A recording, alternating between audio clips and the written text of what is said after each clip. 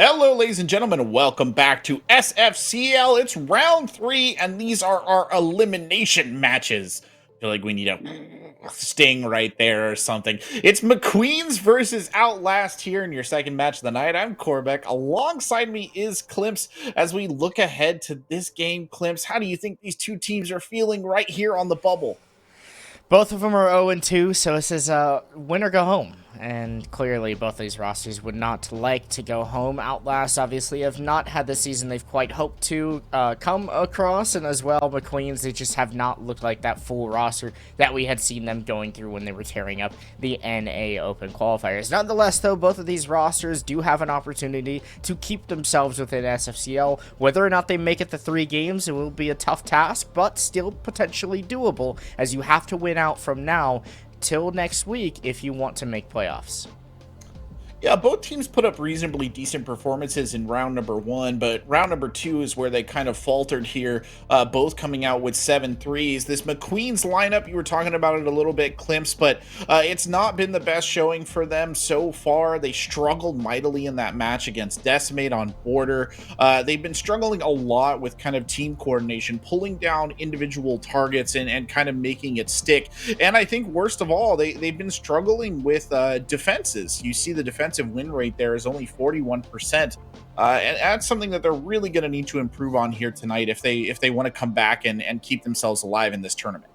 I'd like to interject. I think we're still looking at the current Mystic roster and potential Oh, there. you know what? We totally are. And we are also looking at the RHR roster here. So we'll move on. We'll move past that. We'll come back to our faces. I'll tell you exactly the rosters because I have them pulled up nice and easy on the side. For McQueen's, it should be, as long as it's their full main roster tonight in play, it would be Stop, Twist, Woos, Evil Clouds, and Fredo. That is their 5-man roster. On the other hand, of Outlast, you have Bay, Hitman, Kale, Trist, and Mike W. That's the rosters that these two teams have came into this competition with. Originally, McQueen's did qualify with a couple different players in Matumbo and Inaps, but since then they have moved on, making a couple roster changes, feeling that they have strengthened themselves to be a little bit more dominant in the competition. On the other end, Outlast, they're coming in exactly how they've been. They did have Benji Mula sub in game number 1 for Bay, but other than that, these rosters have at least had 1 game under their belt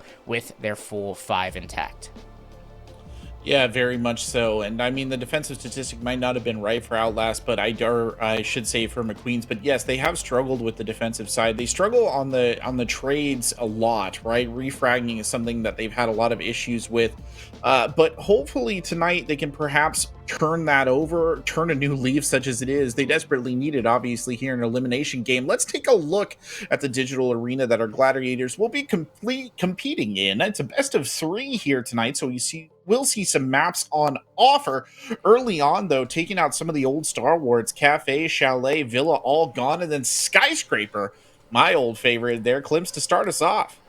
Yeah, going into Skyscraper, the pick for McQueen's, a little bit surprising to see them continue to go with these unorthodox maps, especially when they struggle with that team coordination. So I'm not a huge fan of seeing them go to a map like Skyscraper. I'd like to see something maybe a little bit more simplistic, maybe a Villa, maybe an Oregon. Obviously, that was banned out, but Oregon could have been picked a little bit sooner in this match. Border on the other end here, picked for Outlast. They watched McQueen's play this map last week against Decimate, in which they lost in a 3-7 fashion. So there is some sort of inquiry that Outlast will have, being able to have watched some of the VOD on the McQueen's, but there is nothing, at least as far as we know here from SFCL, that McQueen's could utilize against the Outlast roster. Yeah, that is a little bit unfortunate. That border pick, I think, could be quite critical, right, on map number 2, especially if McQueen's is not able to pull it together on the incredibly, let's say incredibly complex, but pretty complex Skyscraper map. We know they're struggling with coordination. Your round 2 then is your kind of lifesaver round, and they're going to border, which was the map that they kind of got shellacked on by Decimate in round 2, 7-3. So not a map that they feel particularly comfortable with either. So that's going to make this Skyscraper all the more important for them. They really need need to find a win here. And they are starting out on the attack too on the side of Mcqueens. And one of the things that they've had a hard time with, I think, is kind of drone work, right? We talked about this a lot in our previous matches. We talk about it a lot on Skyscraper specifically, Climps, but it has been lacking from this Mcqueens roster. And Outlast, I think they can take advantage of that. And I feel like McQueens haven't had a little bit easier of a path maybe than Outlast have. I mean, obviously matching up against Six Karma and play day number 1 for Outlast is no easy task, as they've also been very dominant in LATAM as well as here in SFCL. They've had some good shining moments, and they're a strong roster of 5 very good Mexican players.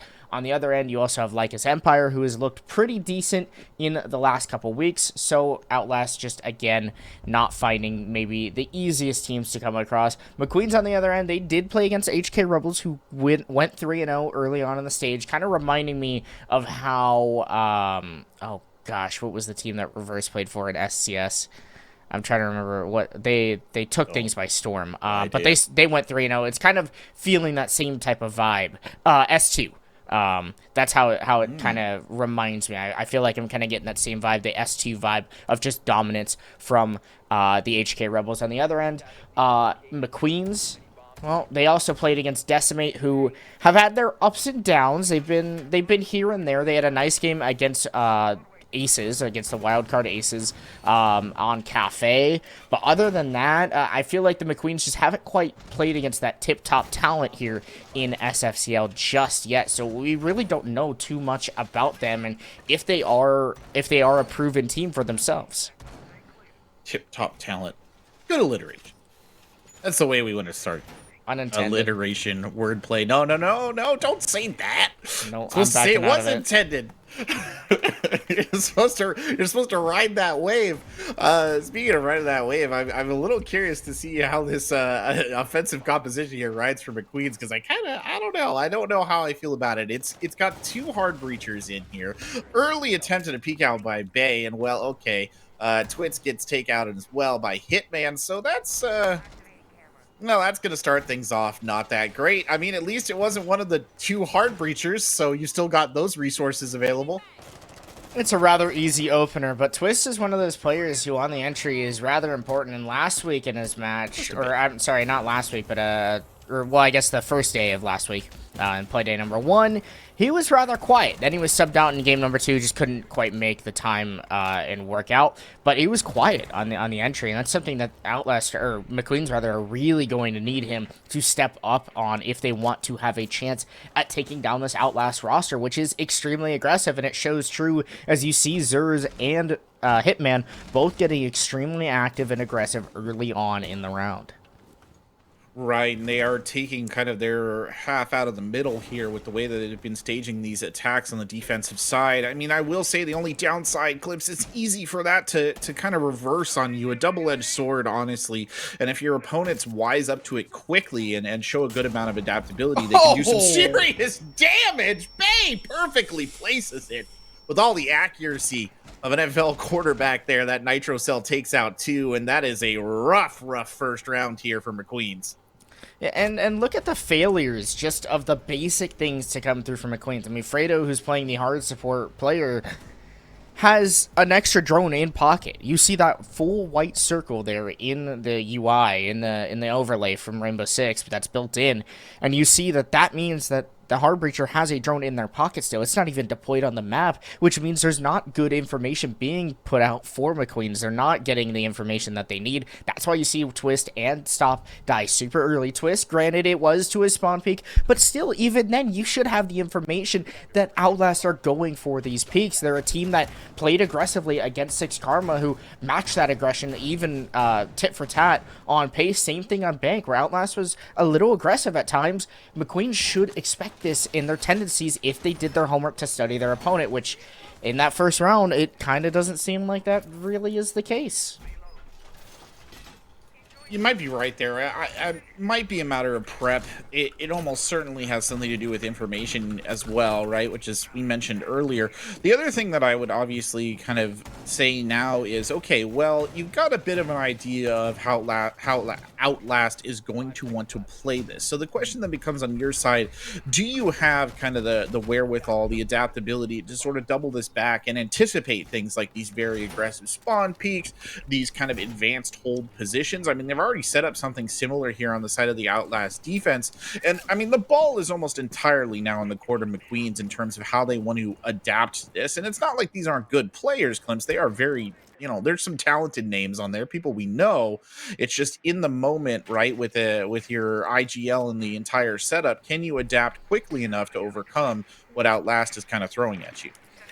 And that's one thing I feel like that McQueens have always lacked throughout the last couple games they Indeed. played this season is the lack of a good attacking presence. It seems like they are just so lost and not able to facilitate the information. They're not working together as a team. There's no utility being utilized overall. I mean, again, there's no information on these players inside a T. It's a freebie practically for Hitman, who's able to get that opener. Cloud should be able to finish this kill, is able to do so. So an evening blow for each team, but still, I just don't love what I see from McQueens when it comes to the information game. No, and I think that's a classic example, perfectly illustrated on stream right there. That should not have gone down that way. You should be getting caught out by, like, what is basically a kind of a cheap trick, right? A cheap ambush at that stage. And, Bay's giving up some space here, which is good. Mike also backing up just a little bit. But look at how slow this McQueen's attack is going, right? There's no sort of decisiveness to this push. You do get the feeling that Outlast is definitely controlling the tempo here. And McQueen's really need to find a way to change that. Take a little bit of an advantage here. A kill would almost certainly do it at this stage, but nobody's going to give them one right here. And my question still is, are the drones from the entries just really bad and so easily shot out?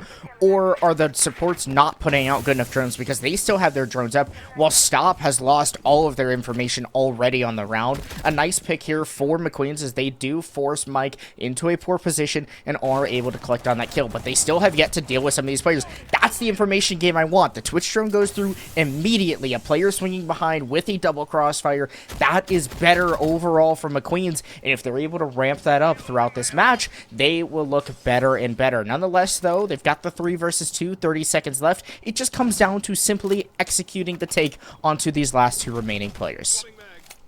Only a simple matter of executing the take. Yeah, it's still a 2v3. It's still pretty dang close, and there are Volcons active on the field. One of them getting popped right there is going to slow the whole pace down. Evil Cloud stepping up here, looking for a target of opportunity, finds it. Zersosa down. That's a good kill. Won't find the second one, though. Kale is waiting. Not enough bullets in that SMG-11, though. And there you go. McQueen's on the board. A critical round for them to win. Yeah, and although it was a very sloppy start, like we said, I'm going to harp on the McQueen's roster because I like the guys over there. I think that they can be a strong team, but I'm going to call out what I see as poor performance or poor moments from the game, and that's one of the things that I constantly see from McQueen's is poor information. As I believe we've lost our observer feed, potentially some sort of issue coming through, so hopefully that gets remediated and fixed rather soon for you guys as you to come back to our lovely faces. But again, McQueen's, they've been a team where I've noticed their tendencies. I watch every game. I try to really make sure that I stay updated, and whenever I watch them, their information just lacks massively. So that's kind of my key thing to look for in this game is, can that get better? Is it going to improve? Because if it doesn't, I just don't see McQueen's future lasting too much further on here in SFCL. I saw some good tendencies and some good highlight moments, though, where they were using the Twitch drone, using the team play, able to get those clears. So if they're able to keep that up, then hey, maybe things are on the brighter side. If not, though, and that's just a one-off occurrence, then what do we really know? I mean, we don't, right? We simply don't have enough rounds in the tank here where we can make a reasonable estimate of how this is going to go for them. Certainly a better round overall, right? Like, they were hitting the right notes. I will say, though, even though kind of at the end, I would say wasn't necessarily an information win, in my opinion. I still feel like there was some face checking that was going on right there. It was kind of numbers at the end of the day. I mean, good playing off the trade, right? Which is that's something that I was kind of worried about them not being able to do. But yeah, I don't know if I'd be willing to give them the benefit of the doubt just yet. That Outlast defense is looking pretty stiff. Yeah, it looks fairly solid, but I think we'll take a moment. We'll step away while we get ourselves back in the lobby, all the technical issues remedied and fixed up, and we'll be back in just a few minutes. If you only knew that didn't have a cup of coffee, let's go to a restaurant, go to a field, pick up some strawberries, then maybe let's fall in love. Didn't have a cup of coffee, let's go to a restaurant, to a field, pick up some strawberries, then maybe let's fall in love. Didn't have a cup of coffee, let's go to a restaurant, to a field, pick up some strawberries, then maybe let's fall in love. And maybe let's fall in love. Then maybe let's fall in love. Then maybe let's fall in love.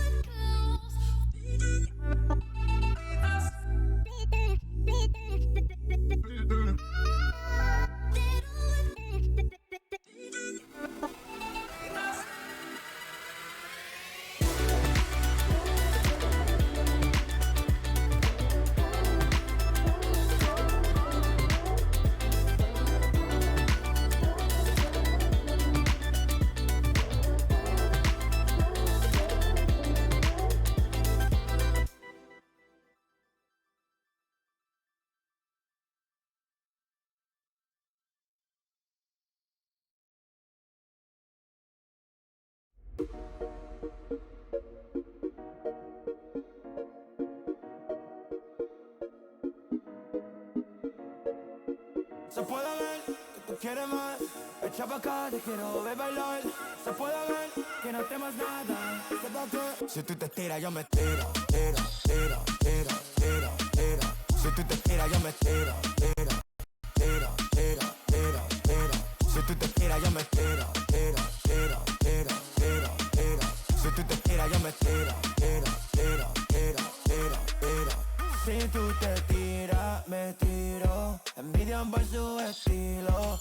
Todo estaba tranquilo, pero llegaste sola al partido. Y baby, no me voy de aquí sin ti. Todo lo que estás sintiendo lo quiero sentir. Tu enojo, tu coraje, como llegaste aquí. Cantando que Lani, baby, dámelo a mí. Pull out the dress, saben, pull out the dress. Hop in the phantom, what's the dress? Que si quieres, pues nos vamos donde quieras, bebé. Me gusta como habla, tiene un lindo base en brasilera. Ven a verla, una atrevida, pero sincera. Que no te ponga a hablar porque ella no se deja. No se flaquea, no se enreda. Y se puede ver que tú quieres más. Echa pa' acá, yo te quiero ver bailar. Se puede ver que no temas nada. Se nota que no estamos cholas. Se puede ver que tú quieres más. Echa pa' acá, te quiero ver bailar. Se puede ver que no temas nada. Si tú te tiras, yo me tiro, tiro, tiro, tiro, tiro, tiro. Si tú te tiras, yo me tiro, tiro, tiro, tiro, tiro, tiro. Si tú te tiras, yo me tiro, tiro, tiro, tiro, tiro, tiro. Si tú te tiras, yo me tiro, tiro, tiro, tiro, tiro, tiro. Tiro, tiro, tiro. Si tú te tiras, yo me tiro, tiro, tiro. Tiro, tiro, tiro. Si tú te tiras, yo me tiro, tiro, tiro.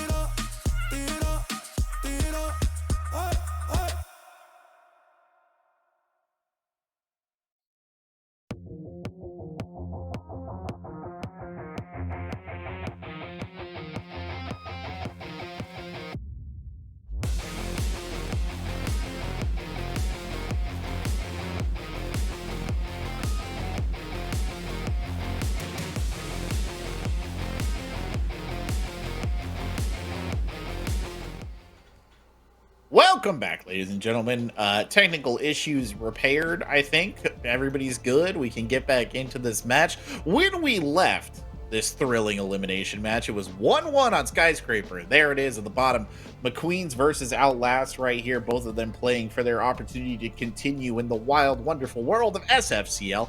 I'm Corbeck, alongside me is Klimps, and we didn't get to see much tape, Klimps, so we're not able to draw conclusions other than both teams probably have some things that they want to work on, which is the most generalized conclusion I can possibly draw.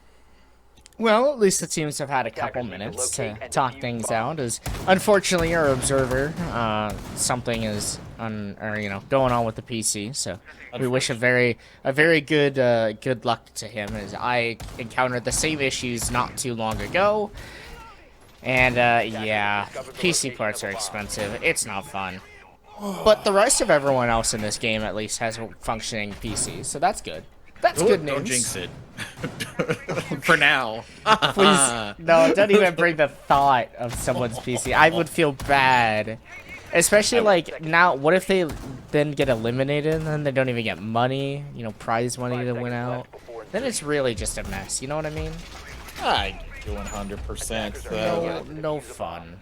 Hopefully everybody keeps their head in the game. Loving the fact that we've got, Mira, Kaid. These are operators that sometimes get banned. It's nice to see them all present. Good Goyo choice in here as well, Capkin.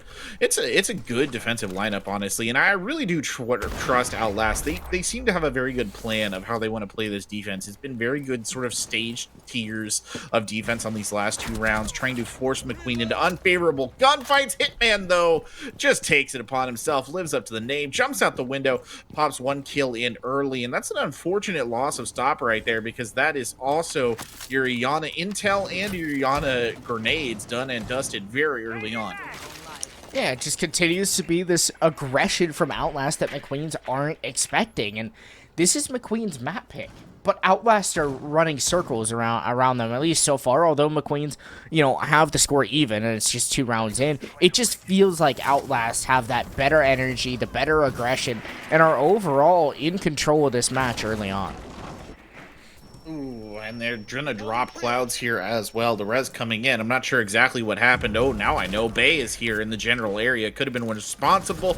Nitro Cell out right there. No luck. Twist actually stepping up and securing the refrag back, so keeping it even at a 4-4.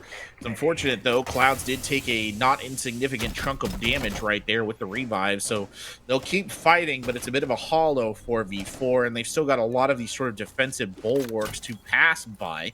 And see Mike holding up there on one Black Mirror. There's not really a lot of opponents in that general area, but it's allowing them to sort of shift their resources now back in the direction of the Mcqueens attack.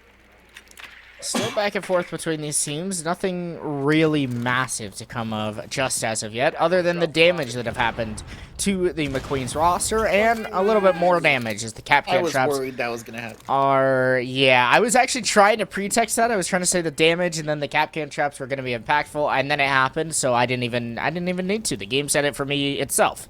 So thank you, Rainbow Six Siege, and thank you, Hitman, for placing a Capcan trap in a nice spot, which was able to catch Clouds out. Maybe not thank you, is what Mcqueens are thinking, but still, nonetheless, a little bit of a slow attack. Yet again, stalling out due to these Black Mirrors that are facing right towards the way that Mcqueens have continued to take this site, which is that far across clear. They're going to have to try to work their way through and try to bust through this defense. But with those gas grenades, it's going to be real difficult to inhale those toxic fumes and still find a way to win this round. And you can kind of tell the difference in the natures of the rounds here as Woos just gets eaten alive. You can feel it, right? A much slower pacing from Mcqueens, much less decisive overall, I think is what I would say. They did not feel particularly comfortable on that attack. Compare that to the round that they won. I know it was before the break, but you felt that they had a lot more kind of vigor, right? There was not these moments of sort of delay. It was more of a tide just rolling over every single one of the Outlast defensive positions as quickly as possible.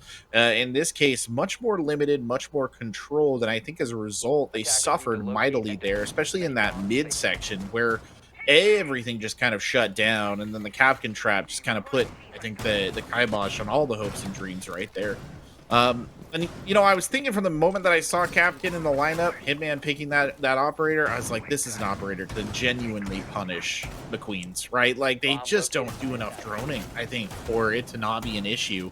And we'll see if that changes again. This was something that we touched on, Clips, this adaptability issue. Can Mcqueens kind of change their gameplay up? Because I think it's pretty... As much as I want to give Outlast the credit for running a good defense, I don't think they're doing anything particularly revolutionary here, if you know what I mean. 5 seconds left. No, there really is nothing special or not standard or stereotypical of a skyscraper map that is being played out by Outlast, at least right now. Maybe the really aggressive spawn peaks and jump outs, but even then, if you play ranked at all by any means, which a lot of these players do because you have to play the game to stay good, stay hot, and stay consistent, then you'll see a lot of these things that are occurring. And it's something that we saw even in the game yesterday with HK Rebels against Orbit. There were some small ranked plays that Orbit just could not quite catch out that the HK Rebels were able to get away with, whether it was a C4 that was pre-placed below, listening for audio. A run out here from Mike could be huge. It finds Woos, who loses their life on the run out. Yet again, more aggression coming at this Outlast team, or coming at the Mcqueens team rather, and there's no response. There's just no information, a complete lack of everything in the world. Capcan traps blowing in their face. Another complete stuff round here for Mcqueens. Oh boy, it's not going well. And what is this? The three every single round? Quote me if I'm wrong on this, Clemson. I know you're better at keeping track of this stuff than I am, but every single round, I think they've had a death on a run out, right? I'm pretty sure I think so. There's been some sort of, whether it was an outside peek or an aggressive jump out, there's some sort of way that Mcqueens has died outside the building early on in the round as well. And again, they just continue to struggle in the information game and recognizing what their opponents are doing. I mean, look at the prone hole, and Clouds is simply just dry peeking. Kale is literally bot walking at his opponents. It is a complete disaster, catastrophe overall for Mcqueens because they lack all of the information that they need. Yeah, sorry, I was laughing when you said bot walking. I saw a post on Twitter about letting your, what was it, your A and your D key or something do your aiming for you. Oh my gosh, I saw that. Oh, You saw that yes. too? Yeah, I feel like a lot of people saw that post for some reason, but Oh, that was a horrible tweet. just let him do your aiming Actually format. awful. Just let the A key guide you into the sweet spot. But kind of all they're having to do right now on the side of Outlast, if we're being brutally honest here, and I think, and I'll harken back to something you said at the very start of this when we were looking at our map selection. I think part of this is the choice of Skyscraper. I just don't think it was a good map. The way in which Outlast is taking advantage of these multitude of windows that Skyscraper has, and let's be honest, this is a map that has a crazy amount of windows, crazy amount of runouts, and it's really biting Mcqueens very hard. And 5 rounds into this, Clemson, and I'm really struggling to see why this was the pick when there was so much else available. I don't understand why Skyscraper was the choice. Maybe it's a matter of them simply surviving to the defense and they've got something up their sleeve, but I'm not really, that's not the vibe that I'm getting at the moment. And I know McQueen's rather, is not a very good attacking team, and that's something that they've struggled throughout the whole season. But still, you would expect them to have some sort of grasp of the ability to simply drone your teammates in and have information. And when you see that that is lacking, you would like to see a little bit more help, whether that's someone taking up an extra role, stepping up and getting that extra drone. That could be Woos, that could be Evil Clouds trying to help Fredo aid in the droning game, or that could be Twist, someone who's played a supportive role before, stepping back, playing a more supportive role, getting more drones, more information for this McQueen's roster, which it lacks. And again, another pick, aggressive play by Outlast, finally not dying to a runout, but still losing the opener. Yeah, it's, again, they're trying. I mean, and I won't say that they're not trying to prevent these runouts. It's just like they don't have a good, system for it. Because last round, they did actually get Zersosa early on, right? Like, they caught him on the runout. It's just, unfortunately, Mike then just ran out of another doorway and got the kill. So I don't really know what to say to Mcqueens. I don't know that I'm a good enough siege brain to tell them what they would need to do in this situation. They're trying to play together. They're trying to get the refrags, but they're just being eaten apart here by this defense in depth of Outlast. It's literally starting outside the site or outside the map, I should say, and just carrying on as they enter into the building. And look at this. Oh, thankfully, Stop is aware. I thought for a second we had another big old information gap. They were going to drive a Mack truck through, but Stop picks it up and gets the kill. Yeah, it was a nice job by McQueens to get that information, but Stop had to drone that guy on his own. There was no one helping him get that information inside of Geisha. Maybe Fredo had thrown that drone and it had gone inside, helping spot some more active information. But nonetheless, it's like McQueens have to solo drone themselves into the building, and it's just not efficient. Quite frankly, it is not good in the T3 scene to be self-droning to try to find this information. Also, dry peeking so many of these angles is going to lead to you losing your fights, just as we see there from Mike W, who's able to take down Woos and will position himself nice and close, tries to go for an aggressive hop out, does not find the pick though. I'm not sure why he decided to take the shotty, but hey, sometimes it's the weapon of choice in some cases. Nonetheless though, McQueens have made a little bit of progress here to actually get near the bomb site, but can they crack their way in? Stop will be able to do so as he takes down Kale, but yet again, this flank from the main side from our Hitman could be huge, and that's exactly what shuts down this push. As Bay inside the kitchen finds one, but Hitman has been downed. Bay has to clutch this one out. Where is Clouds? Where is the information? He has to go for the frag. He's not able to do so. Bay will clutch it out as Outlast take their 4th round. Just caught sprinting right there too. I don't necessarily know what the thought process was. That's a difficult situation to be in, and I mentioned it before, I'll talk about it again. The defense in depth right there. Each individual player going down on Outlast, and it was just like, well, okay, on to the next ambush, right? Like, on to the next crossfire, so on and so forth. And you kind of feel like McQueens is just running into every single bad thing that they could possibly run into, right, as they go through the map. And it's making it awfully hard for them to make any sort of meaningful progress. And that's unfortunate, because the chances, or the rounds in which they've been close to getting onto the bomb site clips like that have been few and far between, and you hate to see them bottle it kind of at the last second right there when they really, they need a round win. They desperately need the 2 and 4 here in this elim match if they want to keep in perspective, because remember, after this we're going to Outlast map pick. It's border, and that's where McQueen's lost 3-7 against Decimate, so that is not a place that's going to be friendly to them either. 10 seconds left.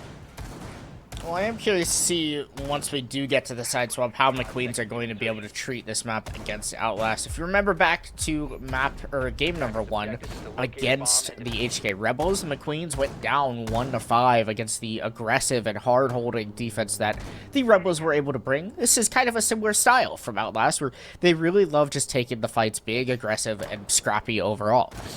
This time around, though, will they be able to do the same against Outlast, who do struggle against defensive aggression? That's something that McQueens are good at. They're able to be aggressive. They like holding some spots, but will they be able to help each other out? A nice opener here for Clouds as he's able to take down Kill. That's the smoke, which has often hurt Outlast or hurt McQueens in so many of the late round situations, as there's finally seeming to be some traction here for Outlast as they're able to get some nice, or for McQueens rather, as they're able to get some nice picks to start things off.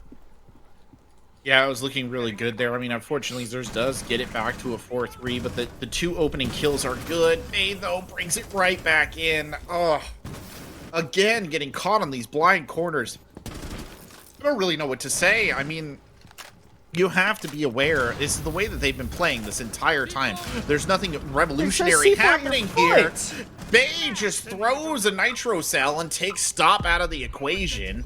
Here comes Clouds trying to push up, but I mean, got a lot of tools to work with now, and what it started off as a really solid round for McQueens has turned from, well, dreams to memes in about all of less than a minute. And now, faced with a 2v3, everybody dug in here as well, Klimps. It's going to be really hard to root them out from behind these shields, to root them out from behind these black mirrors, to deal with the Vulcans. They just don't have the resources. And there are Z-pings coming out onto that defender inside of Drum, right? Onto Bay. But that comes so late. That's after your entire entry team has died, right? Like, where is that information earlier when your team isn't dead? No. That's what I'm confused. He shot the Frostbite. He jumped out that window. Okay, good. I can feel your panic. I can feel your panic and you're worried. No, thankfully, Fredo was able to take care of the trap before walking into it, but yet again, I mean, look at the failure to provide information. Clouds over an aggressive swing onto Zursa onto Zurs, ends up finding the pick, but still, yet again, look at the time denial. Look at how long it is taking out McQueens to get any sort of ground and traction here against Outlast, and they don't have a lot of information that they're going to be able to work with, especially with these mirror windows and the Goyo Vulcan canisters still in play. They're going to have to try to explode onto Bay, but there's been a nice crossfire established. Bay hasn't even been dealt with here on the house stairs, but Clouds is better and able to find the engagement. Mike will have to clutch out here as he's one of my target players to watch. I'd like to see if he's able to close this one out. We'll have to land the headshots, but still, no play. Are you kidding me? There's a pre-play C4 early on. It's perfectly spelled out for Mike as he finds the last 2. Incredible play by Mike to get the pre-play C4. Simply stands up for his own nation, pops the charge. Done a nice little ring in the cell phone, getting the headshot on the last player as well. And another Outlast round. Good God. Such casual brutality, Clemps. It was some like ice cold John Wick style, just detonates the nitro cell, stands up, one shot. Literally like stared at his opponent and watched him blow up. Brutal. I mean, I don't know what else to say on that one. That's just savage.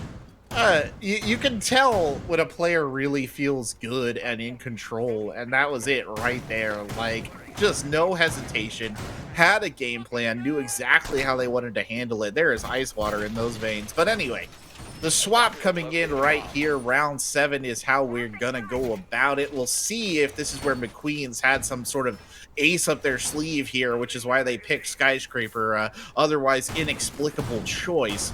They're gonna need something, Limps. They're genuinely gonna need something out of this, because they're 5-1 right now. Nothing has looked like it's working for them. The strategic options they had on the attack felt minimal. And they're back at it now, and they've made already, I think, some interesting choices. They're bringing Bandit along here, right? A very different lineup from what we saw on the side of our opponents. Truthfully, just a lackluster attacking half from Mcqueens, right? I just couldn't get anything going. Yes. And again, the same issues that have plagued them in the first 2 play days, which is why they are 0-2, makes them look like they might even go out here at 0-3, just because of the failure to be able to have a cohesive attack together. And that's something that has plagued them. That's something that they're trying to work on, but still there's nothing really to come out of it. Nonetheless, though, here on their defensive half, this is a side that they typically tend to be a little bit better and a little fair off, at least better off in this side of their play. And this is Skyscraper, this is their map, so I'm curious to see what defensive strategies they'll cook up and be able to get away with. But nonetheless, as an early pick or an early attack comes through from Outlast, as they want to work over the office side. An aid comes through from Kale to be able to clear off the reception wall nicely, but still not much action to happen as of yet. Oh, gosh, well played by Kale. Pure reflex test right there between the two of them, and Kale just comes up on top. And this is good counterback, though, from Wooz. No time allowed right there, and a down in this as well. They're doing a great job, actually. Wooz is holding the staircase impeccably. Bay, though, coming right back on the other side, and no health left in the tank there for the IQ. Literally a stiff breeze is going to put that to bed. And a good sort of defensive start here from Mcqueens, but they need to be playing this aggressively, Klims. It's something that we talked about kind of at the start, right? They need to be taking aggro gunfights. They need to be putting pressure on their opponents. Come on, Woos. Nice try right there. Can't quite find Mike, but a great bit of play nonetheless. And Mike here under half health. What are you going to do now if you're the Lion? Is he just going to go bury it in the corner and let the team kind of communicate? Ooh, maybe he's trying a little bit of a subterfuge right there, Klims. We'll see if it works. It does not. Stop takes that kill, and a very good defensive round start for McQueen. They need to play aggressive. They don't have a lot of room to do it, but it didn't seem to kind of cause them any hesitancy right there. And I like the early droning and the information game that Outlast had early on, right? I mean, they had a nice job of being able to spot that player inside a reception, which was Fredo. KO got a freebie off of that, but after that pick came through, Outlast got complacent. They just got rolled by Woos, who stayed on those house stairs, and that's what ruined them for the rest of the round. They just could not dislodge that player, and when you can't do that, when you can't dislodge a position, you lose the grenades, you lose a lot of bodies. You're not going to win your attacks, and that's something that was very evident in that round. I'd like to see just better util usage, better team play overall here from Outlast, and that's one thing I would like to see from them, as well as some of the adjustments from these rosters from their last couple of games. They've got to be able to contain the defensive aggression, which is something that they've struggled with, and at least through that first round, they were not quite able to do so. So I'm a little iffy on feeling on how Outlast attacks might come through. Maybe this was the secret sauce that McQueen was hoping for. It was unfortunate that they had to labor through the beatings of their attacking rounds, and now they'll just turn it around here on the defensive side. One of the things that I do think that Outlast struggles with a bit is a little bit of rigidity in terms of their roster, right? And you look, or not their roster, I should say, their operator picks, and they're kind of showing it right here. Oh, that is a bold spawn peak, my man, but unfortunately, nobody there to offer it up. You could hold that angle for the rest of time, and I'm not sure anybody's going to come to it. Appreciate the effort, though, because when I think they get these early picks on Outlast on the attack glimpse, I really think that sets things very far back here for the side of the attackers. They don't seem particularly well placed to kind of shift once they lose bodies early on. Woo's nearly the first to drop, still alive though, still holding up here. Located by attackers. Well, and this is the problem spot that McQueens had last time, or at least were able to make a problem for Outlast last time, as Woos on these top house stairs was not dislodged by the Outlast attack, as they begin to work their way here on to the main wall of office. Typically how you'll see teams go for the approach on the attack, right? They want to get this main wall open, dislodge some of the players. You also have the mirror in play, which will be nice and easy to help out McQueens, at least, for holding against the Outlast aggression and push. Again, it seems like McQueens are kind of playing in the same spots and the same rotations as they were on their team room defense, but this time here on Exhibit. And they're doing a good job of it. I mean, just look at the amount of time that's been wasted here. And nobody from Outlast really has anything to show for this first minute and 40 seconds of gameplay. They've not bit into anything. They don't really have a big footprint anywhere on the map. And that's got to be a little bit frustrating. And sooner rather than later, we're going to see this Outlast attack begin to feel the pressure, right? Like they're going to have to start forcing moves. And I think that's where things are going to get ugly. Good little effort right there from Bay to destroy the Black Mirror. But still, I mean, it's only you till you've destroyed here, Klimps. You've not actually taken out any of your opponents, and you're not in a particularly good position to do so. Kale getting wounded right there, but not down, and we're almost about 45 seconds, and really Outlast has made very little progress here.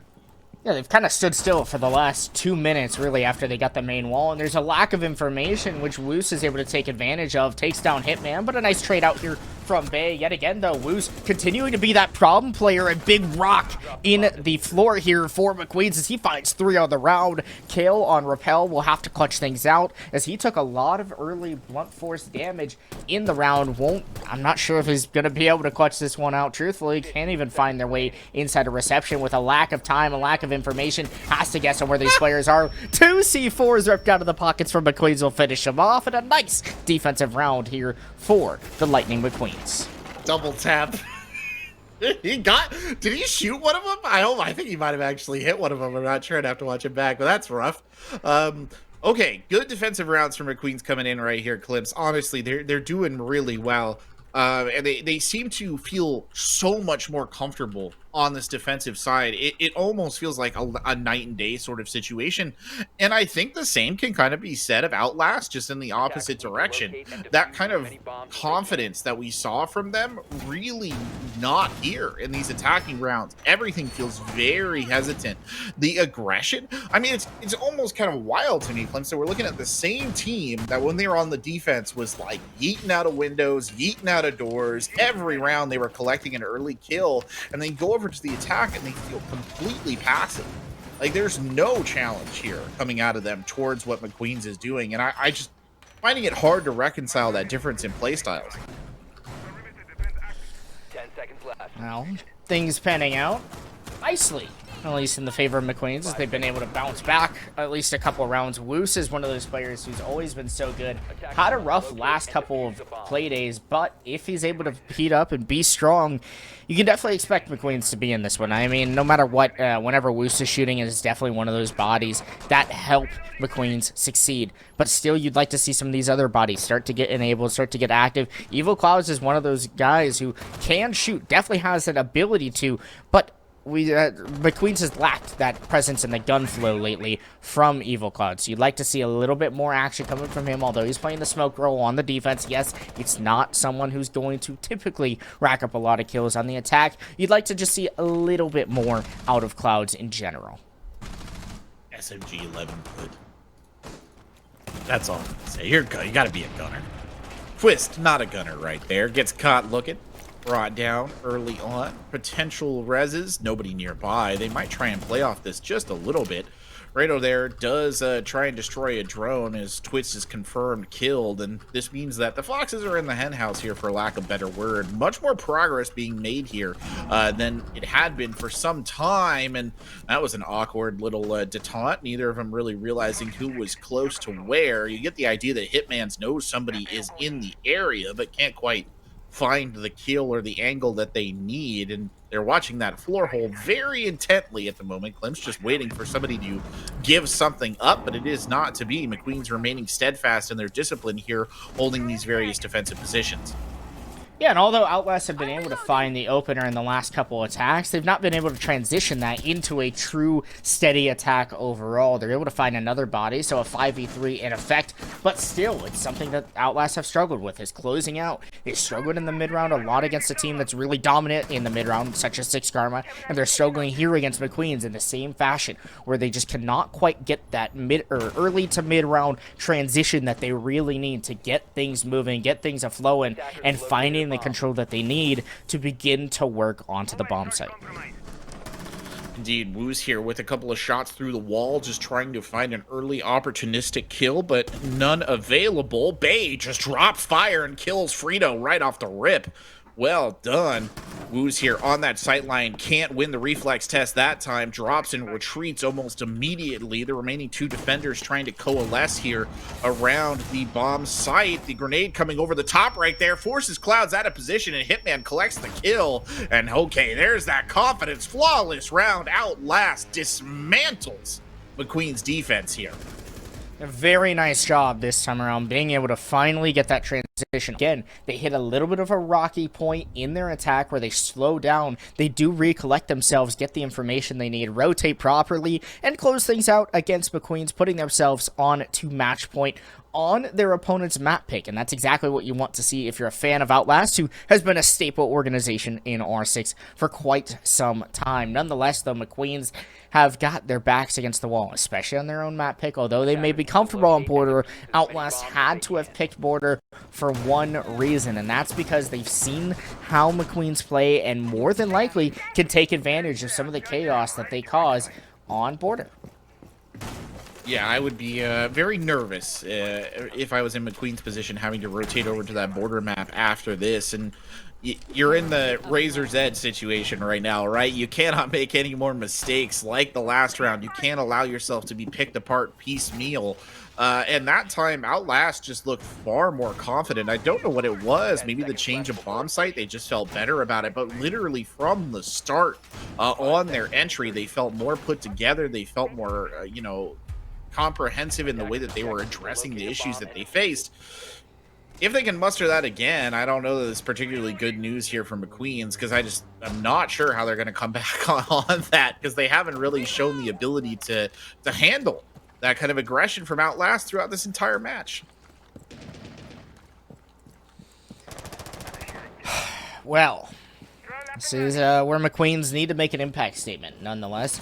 And although they've been doing a good job of kind of shutting down some of the information that Outlast have brought, still, I'd like to see just better play overall. Outlast has been very good at not allowing McQueens to find the opening picks, but yet again, a nice team play here from Outlast as they're able to take down Woos. Kale also with the read on Afredo. This spells an Outlast round, at least finding those early openers, which means that the McQueens have to fight things back. Woos was one of those players who was being dominant and was not able to be dislodged here at the top of house stairs, but with him gone and no longer a factor in the round, it certainly spells an opportunity for an Outlast round.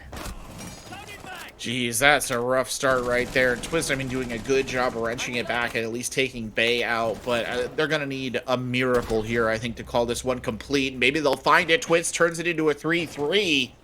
And holding strong here. The Valkyrie player stepping up big for the team when they needed it. Been droned out now by Kale. Kale prepping the frag grenade. They switch it up. The Z-pings are in. Yikes, run! Oh, no, that was so close. Twist is still alive, though. Loses about half their health and finds another kill. It's Zers who's down. Is Twist going to carry his team to another round? No, Kale says no. He shuts it down. But a 2v1 here for Kale. And honestly, the sledge could do it, but he can't. Clouds is there. Stops it. And extends that life expectancy for McQueens for at least one more round. And it's the failure of the mid-round yet again, just plaguing Outlast.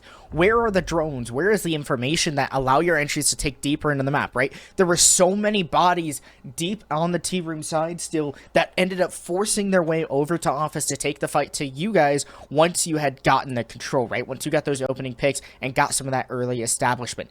But you got those picks, and then you didn't act off of the ground you had from some of it. Although it was really only top house and also bottom exhibit, or bottom house, that you had gotten those kills from, you have to know that, hey, listen, McQueens are going to have bodies on the bomb site, which means there are less people that will be over here contesting, at least off of the initial part of the round.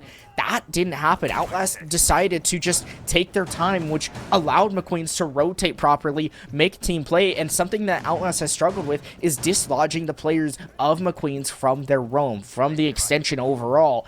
And it shows in that round yet again. Their failure to dislodge Woos from the top of house stairs has plagued them twice. This time around, it's their failure to clear Twist out of exhibit. Twist did have something to say in that process. for what it's worth. But yeah, they failed to clear it. And I will say, it does feel like a wasted opportunity for Outlast, considering how strong they started that round, the immediate 5-3, and they just could not press their advantage. And they'll be hoping for another strong start like that, because, you know, you just want to bury this, right? Move on to Border, where I think you're pretty confident that you're going to be able to put Mcqueens down. And everything else is just kind of a delay. But does, I think, demonstrate to them that they have to be careful here. Just because they're on match point doesn't mean Mcqueens is at a squad broken sort of status yet. A really dispersed sort of defense and a very dispersed attack. You can see the routes there, Klimps, where it all kind of collapsed back together if it had to. It's just you don't want to see any of these members of McQueen getting cut off before they can really regroup with the rest of the team. For example, just like that, of course, unless you miss the shot, but you're able to recover it, Zers finds Twist, and there will be no heroics from Twist this time. There's a lack of information there for Zers, but it was kind of a lurking play. Still, though, I'd love to see a drone just pushing in there for Outlast, right? For Zers, that just aids him in the gunfight nonetheless. Still, though, Outlast just looking better in these initial engagements and found the opener on every one of their attacks. It just comes down to the stall in that mid-round presence, like I've been highlighting, like I've been emphasizing, where they can't clear out one specific body. If Outlast can compete with the hot guns of a team like Six Karma, they should easily be able to compete with a team like Mcqueens and force these players out. It just comes down to someone having the guts to actually walk in and take an engagement. Fredo getting droned out right there, going to make it hard to win this one. Could perhaps get an advantage if he goes early, but instead Hitman doubles it up and gets a kill, and we're on that 3-5 again. 1 minute and 10 seconds left in the round here, and stop! Steps up and stops it from getting too far out of hand. Clouds is holding on tight on the archway here. Got that shotgun in hand. Soft peeks it. There's two attackers there, and I don't think he quite realizes it. Doubles back just a little bit, but he's caught again by Hitman from an off-angle. Hitman trying to find the kill. He's ducking, he's dodging. Won't work. Clouds is down, and that just leaves Woos here. Can Woos clutch it out in the 1v4? Finds one, finds two, turns it into a 1v2. Double quick, turns it into a 1v1. Woos on a tear. Unfortunately, though, he cannot tear Bay, who shuts him down, and there's an Outlast win on Skyscraper. Yeah, Woos almost making something happen out of that round. That was a disaster for the McQueens. They just, again, fail to help each other, fail to play the spots that they need to be able to make each other, like, the positioning overall is just not great from McQueens, right? You have Fredo who's positioned himself against the wall inside a drum. Where is the player inside a terrace? Where is the player to help him out? Or if that's control that you don't quite have, which there were bodies on the terrace window which prevented your team from being able to play inside, right? Why aren't you rotating back? Why aren't you trying to get out of dodge? These are some of the concerns I have and continue to have for McQueens, is that lack of team play, but also the lack of positioning, which enables that team play overall. If Woos can hit those shots and find those bodies in that 1vx, imagine what it's like in a 4v4. Right? That's where you have the advantage. That's where you can play the trades and the refrags. It just isn't quite happening for McQueens, and that's why you see them losing their own map pick. Yeah, I agree with you 100%. The coordination just not there. And honestly, if you look at the rounds that they were winning, a lot of them were just on the back of individual player performance twists, and in that case, nearly won because of Woos, right? And that's not necessarily a great place for a team to be, but we've got some stats. We'll look at those individual player performances, but that's all going to be after this break. Don't go anywhere. We'll be right back here on SFCL.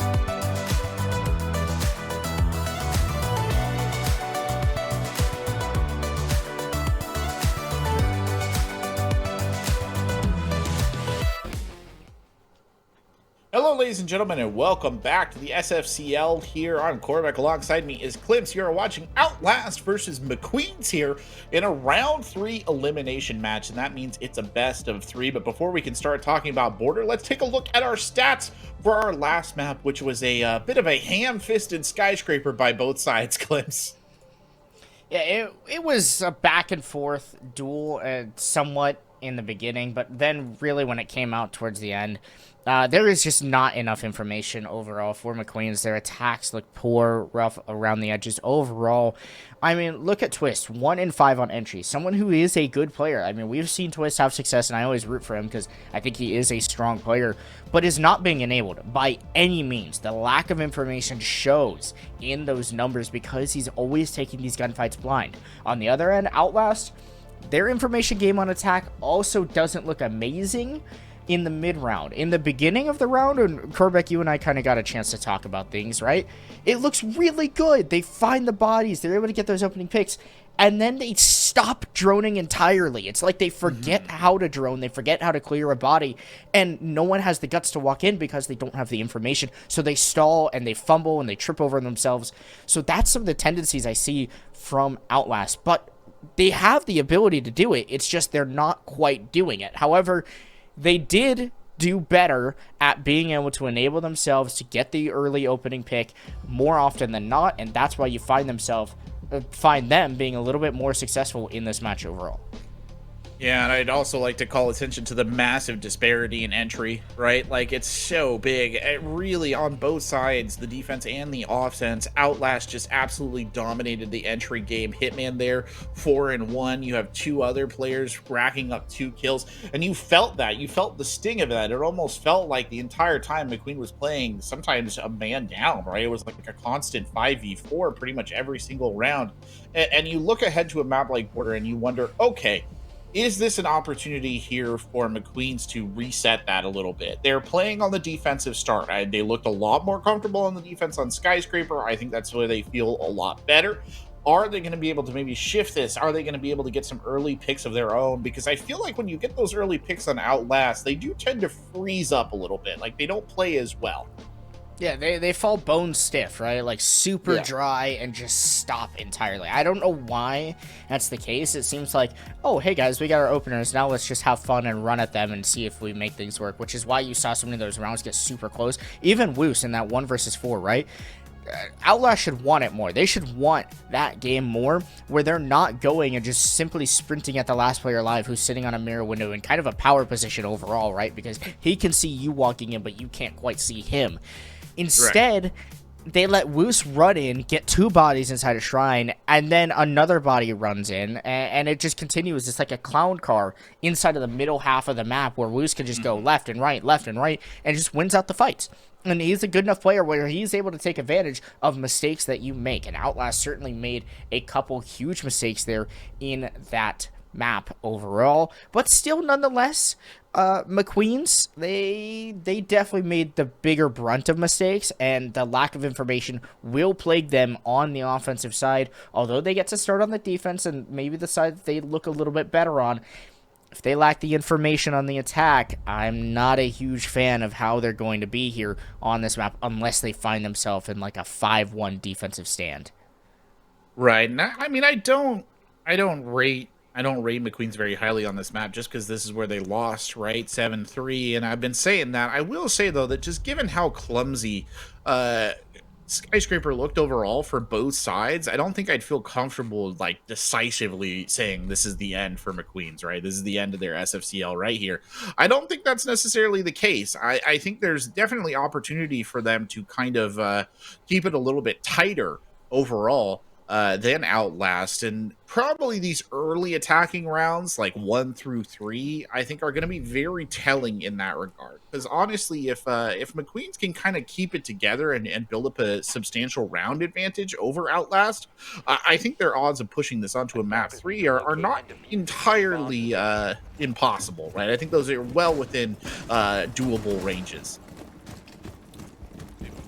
We'll have to see how things pan out here for both teams overall on each side. Overall, I just like to see better refrags, better trades on both ends, truthfully. I think that both rosters are currently struggling in the refrag department and relying on players to win their ones and then win 2 or 3 ones after that to end up winning a round. And whether it's Outlast or whether it's Mcqueens, Outlast have a little bit better team play, but it seems like it's fallen off a little bit based on the way that Mcqueens play, which is a little bit more hectic, a little bit more rough around the edges versus the teams that they have been playing, which are a little bit more clean cut, a little bit more linear, right? So Outlast, I'd like to see them be able to match their opponent, but still be able to do some of the things that they were good at against those teams that were maybe a little bit more clean cut.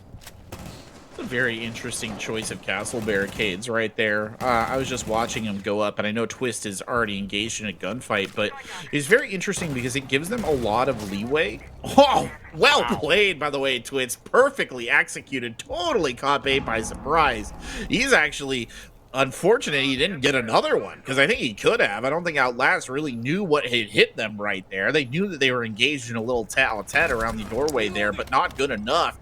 That, however, they had anticipated. Kale there shutting Twist down, and yes, good bait. It was indeed. Hitman getting one here, too. Hitman pushing in, finds Woos, even as he was getting bounced around a little bit right there. Still finds the kill, and this is bad news bears here for Mcqueens, and it's only getting worse. Stop does find one, but too little too late, and Fredo the only one left alive right here. Yeah, and Fredo's lacked in the gun department, at least for the most part, most of the matches. Yes. Typically kind of running on the lower half of the scoreboard, but it's not entirely out of the picture. It's not like he's a bad player.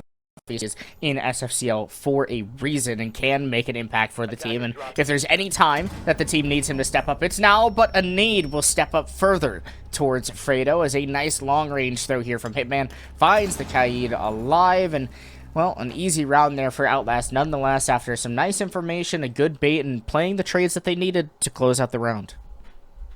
Yeah, outside of Twist, there was no fight. It was all downhill. The whole time, and I mean, that's rough. We'll see if they can kind of recover on this next one, and I mean, they've got to recover.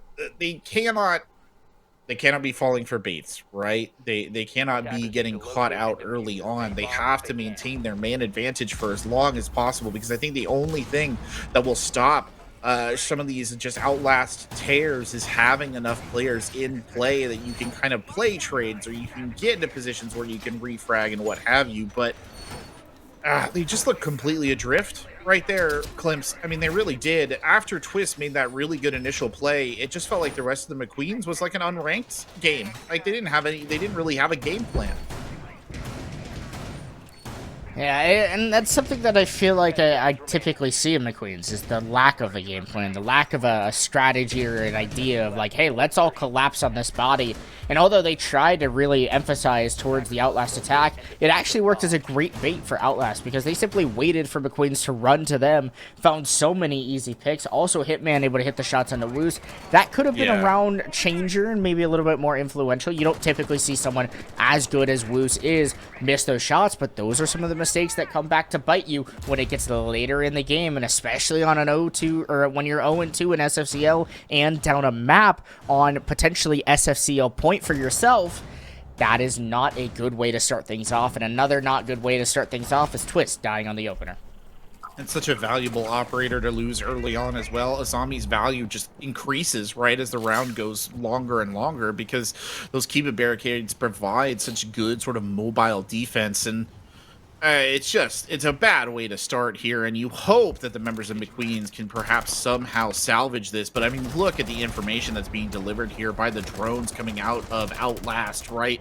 They know where everybody is. Stop getting brought down right there as well. Bay looking in. They know where Clouds is. He can't do anything.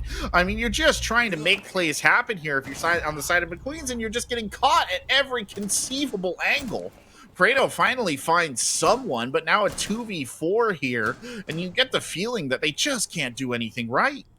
And I'm seeing similar defensive setups to how Mcqueens played their game last week, and Outlast simply have a plan for it, right? To get rid of Clouds, who's very good at playing that top east stairs position with that wall reinforced, able to get away, but still a nice plan overall from Outlast to not only bait bodies into help, but also to get rid of the player from that position, whether it's to get the kill or just simply force them out of that pressure point. Nonetheless, though, Outlast have done a clinical job of clearing out all of the bodies. Woos will have to clutch another 1 versus 4, but still struggling to find a way to land his shots this time around on border, and that's not good if you're Mcqueens. No, two very, very subpar defensive rounds right there from Mcqueens. And it felt a lot like the first. It was almost like a repetition. Just everything bad that could happen was happening. And the minute that they lost Twist early on, it was just like the whole thing collapsed. Like, it's just a house of cards. Hopefully, they can find some stability here. I mean, I'm looking at it, I'm trying to think. I think one of the key aspects is probably trying to keep Twist alive for a little bit longer. Like, you need the threat, right? And you feel like there's a sort of impunity for Outlast here. Like I said, they just have everything on lock. The drones were all in the right places. They predicted every movement. Nobody was getting surprised by anything. And if you're on the side of Mcqueens, you need something in here that's going to be surprising, right? Something that takes Outlast out of their comfort zone, because they just look way too like they're just way too calm as an attacking side. You need to rattle their cage a little bit. I need to be quite frank with you, Corbeck. I think they just need to win their fights. I think they literally just need to shoot back, because that is not happening. Like, being as blunt as possible, Mcqueens are not shooting back in this match, at least currently in these first 2 rounds. It has been all Outlast, and you see the whiff shots of Woos a couple times in a row now. That could be kills that collect, and I imagine that Woos, although he's unlucky that he's been the player that's been getting caught, you still see these other players of Mcqueens whiffing their shots. Twist right there. Should have been able to collect that kill. Did not do so. Ended up getting about half damage. But those are the kills that you want to get away with if you're going to go for those risky spawn peaks. Mike, all the way inside of the tower. That is something, I will say. An unorthodox position, as I, try to collect my words, from Mike and the rest of Outlast being played. So maybe if Mcqueens are being caught off by plays like that, I could understand a little bit of frustration. But still, even then, these are things you have to expect in competitive play. Some teams have their quirky way of going about in rounds, and sometimes it just works. In all fairness, by the way, I do want to add, I mean, I agree that they need to be hitting these shots, especially those critical early round shots, but they've been so comprehensively beat up in the information game that I think, 3 out of every 5 deaths that we've seen is an opportunity where they didn't even really have a chance to shoot back. And this is good. All right, Stops has got a kill in now. You've got Bay off the board. You can hopefully reassert the pace. This feels a lot slower from Outlast. This is probably the most pedestrian we've seen them since we were back on Skyscraper. And those, again, well-positioned castle barricades coming in clutch right there, because they're allowing a lot of freedom of movement between the floors.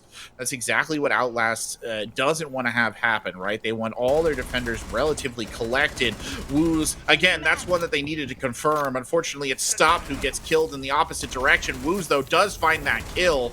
That's good news for Woos. He can't bring the second one down. Fortunately, Clouds was there to help. Clouds finds one more.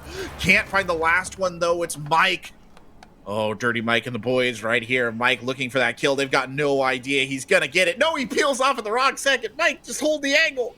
Rito is down here as well. And yes, he's got 1 kill, and that was all he had when they were on Skyscraper. He's been droned out here as well. It's not safe. It's not safe, Kaid. Run! I think Mike has an inkling of an idea of where Fredo is. And Fredo's just going to go for the challenge here on this fight. I don't know if this is the one you want to take with Mike, who clearly has the information, known as the Lions Can did come through. A nice drop down in the lobby trying to take the engagement. But does Fredo have the information? Mike, again, going for these swings back and forth, trying to bait Fredo into peeking this fight, but Fredo won't bite. The scan comes through from Mike, but it's completely at the wrong time, as it enables Fredo to go through right as Mike isn't aiming in. An easy kill for Fredo nonetheless, and a nice clutch here to put Mcqueens back in favor. Well done, Fredo. Nerves of steel right there, because old Dirty Mike was playing with him. He's firing into one wall, firing into the other. He's throwing the EMP to distract him. That was wild. That slow creep up the hallway, too, to try and get the drop on him. And really impressive gameplay from Fredo, who did struggle mightily on Skyscraper, but coming in clutch right there for the team and finally getting a W on the board for Mcqueens in moving into round 4 here. And maybe investing them with a little bit of confidence. We'll see, obviously. Early days yet. But maybe something that they desperately needed, honestly, right there. As they go ahead and set up this defense here on the top floor armory lockers. I mean, it didn't go so hot last time they were up here. This is one of those ones where they sort of just got kind of cut to ribbons. That doesn't need to happen. I really think that's the biggest emphasis here, Klimps. Like, they don't need to be caught looking like that on this. And I think that they can do a better job of it, and hopefully this is the start of the turnaround. And I agree, and I also think that finally the guns are starting to wake up. It's Sure. like they fell asleep a little bit in the break, and then that round they won the fights that they needed to, right? They were a little sloppy, they were scrappy and aggressive, but that's how Mcqueens has been playing throughout this entire tournament. Is those sloppy, scrappy gunfights that throw your opponent off balance. If you're able to consistently do that, then good looks, right? It might work out in your favor, and it does often when it is the Mcqueens on the board, but sometimes it's not quite the consistency we're looking for, and that's where I get a little bit concerned when I am watching the Mcqueens. Nonetheless, though, they go for the same sort of top East style defense, and Outlast look to have the same plan in play to clear these guys out. Maybe the guns will avail them here. I mean, they've wasted a lot more time than they have in the last couple of rounds. Twist is still alive, and it's about 2-minute mark, so that's good. Improvement. Such as it is. Cloud's there in a bit of a scary position, just checking down, waiting for somebody to step into the sight line, and I mean, they know that someone's there, right? So this is a little bit of a game of peeksies around that shield up by Fountain. And we'll just see who comes out on top of it. Twist still alive, by the way. Woo's finally getting an early kill. Zers is down. Woo's jumps out to try and find another one, but he maybe got a little bit more excited than he actually had right there. Eyes bigger than his stomach. Bay trying to find an angle, won't quite get it. Kale does find the one. That's Stop, who gets brought down. Kale finds another one. That's Twist, who died at 1 minute 30. Again, improved metric. Not as effective on the other side, but still an improvement. Woo's taking a little bit of damage here as well. And Kale's able to use that nice keep a barrier for himself as a little head glitch over into Armory. A deep hold nonetheless, though, as Outlast continue to make their push work. A lot of damage has been done to these Mcqueens defenders, but there's also not a lot of information being played out, and you don't like to see that. Mike with a solo lurk dropping the diffuser, and that's going to force Outlast to rotate. That, or they're going to have to go for these picks. But again, look at the aggression. I mean, Woos is practically standing inside of a windowsill, and Outlast have no idea. Instead of taking the time to drone out these last defenders in the bomb site, to drone and prepare for an execute, Outlast just walks at them, and that's not how you want to go about. These are the struggles we saw in Skyscraper, and now some of those tendencies are starting to pop up here on Border. Now, 2 attackers left here as they approach, looking in towards Archives, hoping that somebody just exposes a head. No! Fredo jumps the gun, quite literally in that case, and catches Kale looking. Bay here, the only one left alive. He knows he's got a defender right there. He knows he's got a defender looking multiple angles. Find Woos, brings him down. 2v1 now, as the rest of the defensive side just backs off. Bay trying to get aggressive again, fires some shots, forces the Jaeger outside. Jaeger just steps up into it. Bay, why are you sprinting at him? I think Bay thought he was going to be able to get a nice little karate chop right to the throat of Clouds, but that was not quite the play there. I saw the vision, but maybe a little overzealous. Maybe Bay felt that the round wasn't quite there in his favor, and if he got lucky with the knife, had some extra ammo, be able to get the diffuser down, could have swung his way. Nonetheless, though, an ugly attacking round from Outlast there, and Mcqueen's starting to prime and win a couple more of these defenses. That concerns me for Outlast because, yes, they do look better like a defensive team overall. Still, if Mcqueen's continue to pile up these defenses, that's just more times on attack where if they do figure things out, if they do make the right calls, the right plays, then they have the opportunity to close out this map potentially. In all kind of like fairness to Mcqueens, I do feel like that was more of an Outlast loss than Mcqueens win, if you get what I mean, Clips. Absolutely agree. Like- I 100% Yeah. agree. Because of that failure to drone, I just don't know what it is for Outlast that they're like, oh, we have a man advantage. Let's just start walking at them solo, right? Like Mike behind them with the diffuser completely kind of screws over Outlast. In hindsight, to be honest, it just kind of really, it does Outlast over dirty. And it's like Mike was doing an inside job for Mcqueens, simply handing them the diffuser, which enabled them to win the round.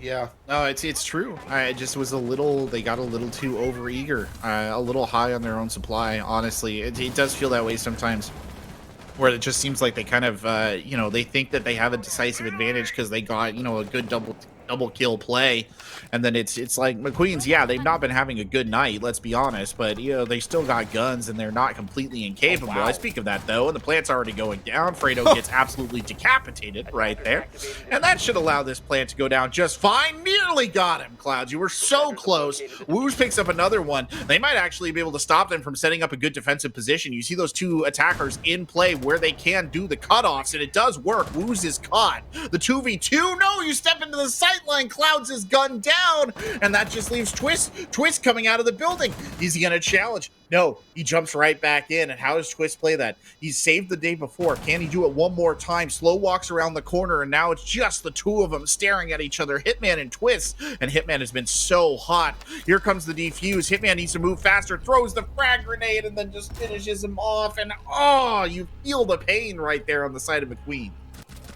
A really close round for Mcqueens nonetheless, but giving the bomb site up that freely, again, that's a play where Outlast should not be able to easily just walk in and get the plant down. That's a complete misstep by the Mcqueens to not have the vertical holes. The entire site is destructible from above in vents. It wasn't like there was a smoke covering the Outlast player that was planting. He was planting right out naked in the open, truthfully, but no one on Mcqueens was in a position to make a play on the diffuser. And if they had dropped the diffuser in the bomb site, forcing Outlast to go for something quick into the holes, into the defensive setup, they would have found themselves success in that round. And yes, although they did fight their way back into that round, truthfully, that was just kind of a poor post plant played by Outlast rather than McQueen's really fighting their way back in. You have to land the shots, yes, but again, it's just some of these negative little things that I see from these teams where McQueen's allow that diffuser to go through and there's zero contention.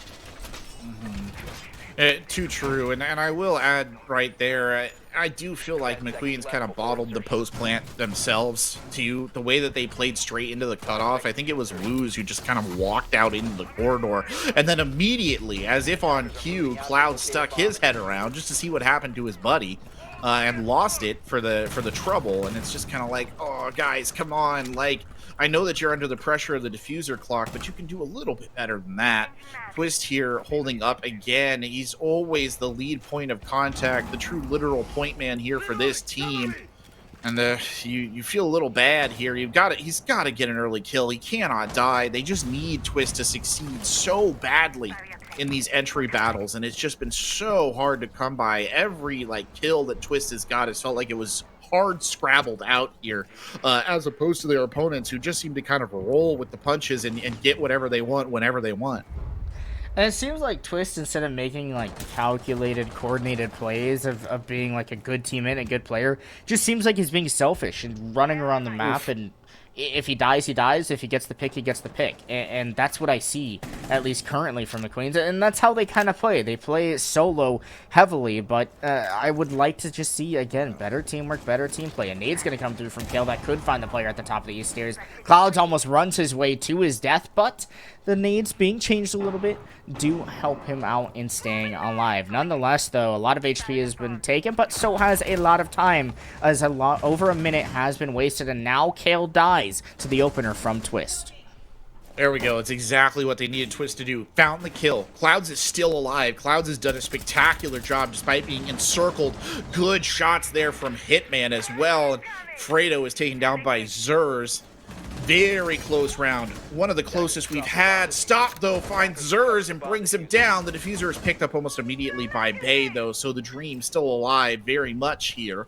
Mike pushing into archives, and they're slowing their pace just a little bit. That should be a good frag over the top. Might have gotten out of dodge just in time. Sure enough, Woos did vacate at just the right moment. A 4v3 here, but the low health bar of Twist and Clouds means it's not as even as it looks on paper, at least initially. A couple of shots coming in right there, and Hitman is knocked. Will they be able to get the player back up? They will not. Twist finishes it off. Woos is down. They've still got bodies to play with here, though, as Bay finds one more. 40 seconds left on the clock, and this one is tense, Clips.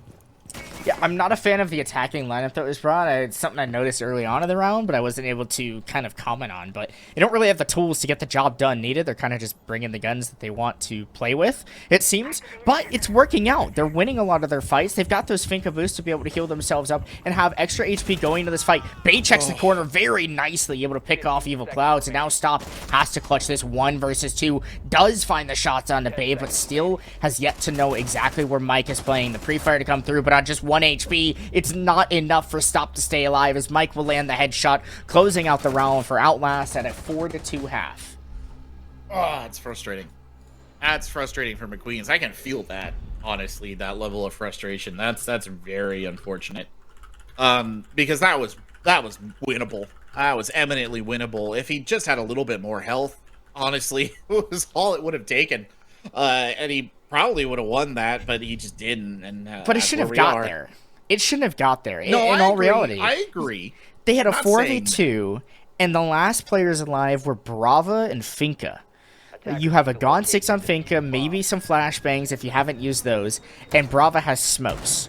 And the clutch drones had already been thrown out and used. So, like, there is no world that Outlast should be able to just brute force their way into Fountain and win the fights, that the Queens shouldn't have some sort of crossfire established where they're able to just close things out. Instead, they lose their ones and enable that to happen and lose the round because of that. Again, it's just the misplays that I see from the Queens where they just don't look like a cohesive unit. There's no team play. There's no crossfires. There's no, hey, I got this angle. You got this angle. Let's work together to close out these rounds. We're almost out of SFCL, and it doesn't seem like there's any sort of want to be here because there's no team play and coordination communication at all. I think one of the biggest issues there, the sin that you pointed out, is that they took ones, right? It was just like a series of 1v1s right down to the very end, and you never felt like they were mustering their man advantage, which I talked about in the past as being, absolutely critical for them. You never felt like they were mustering it to any good amount of effect, and the end result is that, well, you're, end up in the situation that you do. Still frustrated, regardless, but let's see how they can do here on the attack, because this defensive setup for Outlast is looking pretty hard to break. They've got multiple crossfires set up. Zuras and Kale covering one another. Clouds on the outside edge. The first challenge perhaps coming up. Kale creeping forward right there, watching multiple angles. Feels a little vulnerable in CCTV, if I had to guess. Tries to go for a quick little headshot, but won't find it. Meanwhile, Zers is going to take the opportunity to creep up for the jump out, and Clouds eats that alive. No hesitation whatsoever. Clouds need to be very careful, though, because there's more than one gun here in this neighborhood. Yeah, nice opener for Clouds, but this is such a risky play to just stand in front of this barricade. There's a player here waiting for him. Mike actually will take a little bit of the blunt damage there, but still, nonetheless, again, I just don't see any information here for the attack, but they are finding the picks needed to get some of the control. Twist is literally standing in a room with opponents and is completely unaware. There's still players inside of the break room. Mike is able to take down Fredo. Twist will hop up, though, and is able to clean things out, so a nice refrag comes through, but Bay with the response of his own. So back and forth between these two teams as another scrappy round takes place, but look at Hitman primed and ready yet again to retake into break room, and this could really bite Mcqueens in the back. As it does so, there is Hitman will take down Clouds. Just another round that you feel like they should have won. And now it's a 2v2. Yep, Twist did such a good job. Twist did such a good job. Yes, maybe the sense of where his opponents was not immaculate, but he did a spectacular job in getting kills, in playing off of that Black Mirror. I mean, who was being a fragger, which is exactly what they needed in the moment. And now, like you said, back to a 2v2. And then, you know, you're just relying on gun skill now. Can you win this out? Can you take down both of your opponents here? Bay is pretty much snug as a bug right here. Pops around, fires a couple of shots, hits a little bit of damage there from the frag, but not enough to be seriously disconcerting, especially for a Doc. And are you just going to slow walk into this with the MP5 sight? No, you're not. Oh, man. Awkward moment there where Bay kind of outs themselves, jumps around the corner and gets caught. And Woos is going to go in for the plant. Hitman's going to read that. Hitman blind firing some shots through, somehow doesn't hit. Tosses the nitro cell over the top, doesn't find anyone with it either. And the plant is down, and now it's Woos versus Hitman here to win it out. And that gun in the hands of Buck does hit mighty hard here. This is really good repositioning from Woos. Is it enough? Hitman creeping forward. Hitman sees the opening, takes it. Hitman has been on fire all night long. 11 kills here on this map, and he'll jump over and get his well-earned defuse. I didn't love that post plant play by Woos to try to rotate into the 90 hallway. There was information that hadn't been cleared out just yet by Mcqueens. They're a team that takes these attacks rather shallow and tries to just brute force their way in. They forget to shoot either the 90 default or maybe just a bulletproof camera simply sitting there with information. Let alone, though, you can see in the all chat that Outlast are like, guys, you guys left up a default cam and you tried to rotate through 90 to rot around in the post plant. Maybe if Mcqueens had fully cleared everything out, right, and Woos was confident that, yes, we have taken control of this area, there's no information absolutely that is going to be able to spot me on this play, then yes, the wraparound could have worked beautifully. But other than that, with information still up, with uncertain ground, I don't love that play. I don't like that post plant overall for Moose. Force Zers, or Hitman rather, to go for that blind peek outside where he might win it, he might not. Perhaps. I mean, I think he was, I will say, I think he made a very kind of elementary gamble right there on the idea that Hitman would be so drawn in by the idea that maybe he was waiting for that outside peek that he wouldn't necessarily predict the rotate around like that. It might have worked, but Hitman's been on the ball. I just not going to fall for it, right? Like, it's simple as. Oh no, again, Bay. Oh no, caught 4K. In the end. He got it. That's what matters. Got it. I was gonna say though, it should have never gotten to that point, though. I mean, kind of like you said about the other round, right? Like you should have been able to play off the momentum that Twist gave you and finish things off. But again, just more frustration being heaped in the corner of Mcqueens because these rounds are winnable. They feel winnable. It's just they never quite seem to close it out, and it's got to be frustrating if you're sitting on their side. Props to him for keeping it around, and that's not going to make him any less frustrated. Oh no! Shades of skyscraper right there. 2 of them dead before the round has even gotten going. Yeah, some of the aggression coming through. I like this hot drone and aggressive double take in through Armory. I wish there were other players alive and Alliant to enable it, but that's not going to be the case in this round. Instead, Woos and Twist are going to have to find some way to win these fights, and Fredo's going to have to get some good information. It's not going to happen, though. His drone gets shot out, and now the players are stone cold and stuck inside of Armory. Woos falls, and now a C4 onto Twist with the pulse in below. I mean, play the wah sound currently for the Mcqueens attack, because yet again, it's just failing. It falls flat on its face. Yeah, maybe it's time to start breaking out the trombones. Here as Outlast clocks up another final round for the wah noise, as you so eloquently put it.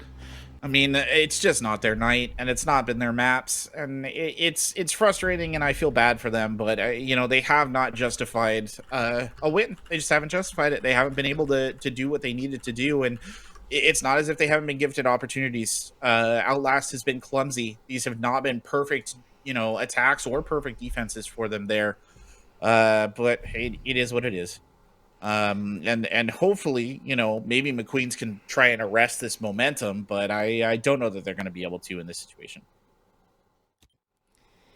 Attackers need to locate and Yeah, I don't know what to say. I hate to bash on a team and really, like, kind of kick them when they're down, but Mcqueens this season, it just doesn't seem like that they've really made any improvements to try to become a better team overall. I think they want to win. I think they have the desire, right?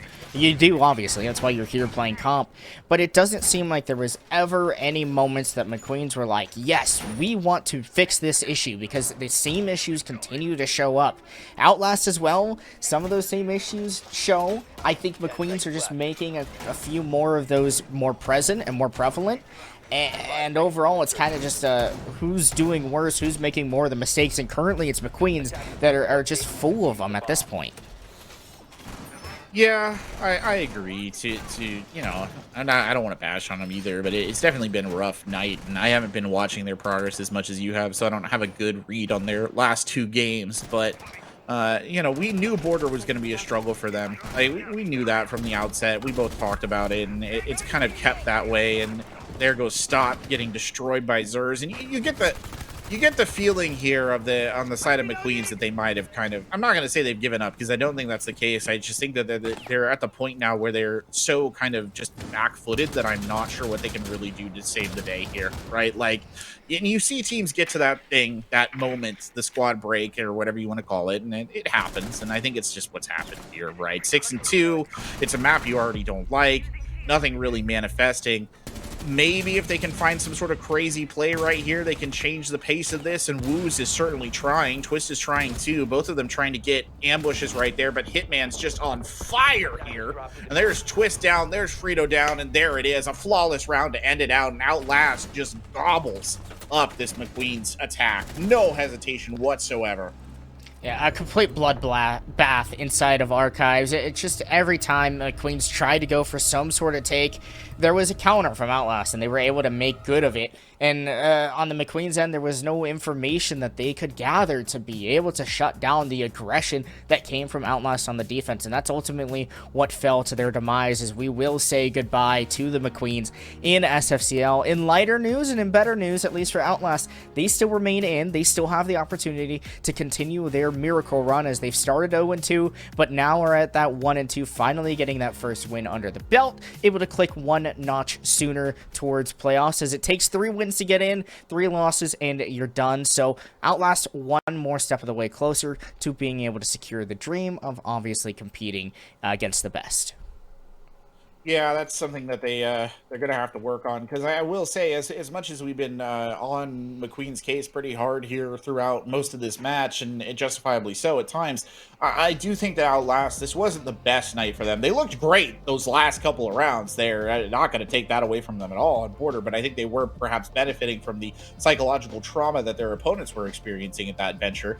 But I will say, some of those rounds on Skyscraper, some of those rounds on Border, even the ones that they did win, they felt a little they felt a little wobbly. They felt a little ham-fisted. They were making some mistakes. They weren't hitting all the right notes at all the right times. And the good news is, obviously, their life expectancy in the tournament is extended, so they can learn from those mistakes. It's just, you know, are they going to be able to patch up some of those holes? Because a team that's not McQueen's, a team that's more proficient, may kind of just smash them apart if they can find those cracks and really exploit them. Yeah, tonight kind of felt like which team's ship was sinking and who could patch up the holes just enough to be able to kind of keep themselves afloat.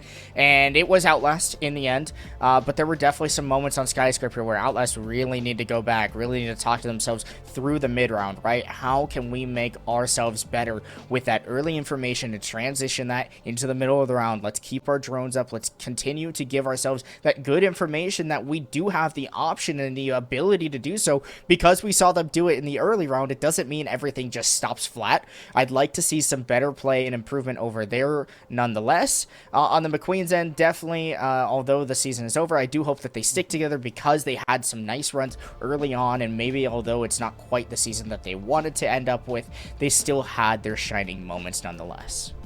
You know, I don't disagree with that. I think that there are, in the McQueen side, there are definitely the bones of a good team. I think that there were just issues, right? First of all, I think if we want to go right back to the root issue, the map selection for them was appalling. Like, it just was not a good 2 maps for them to play.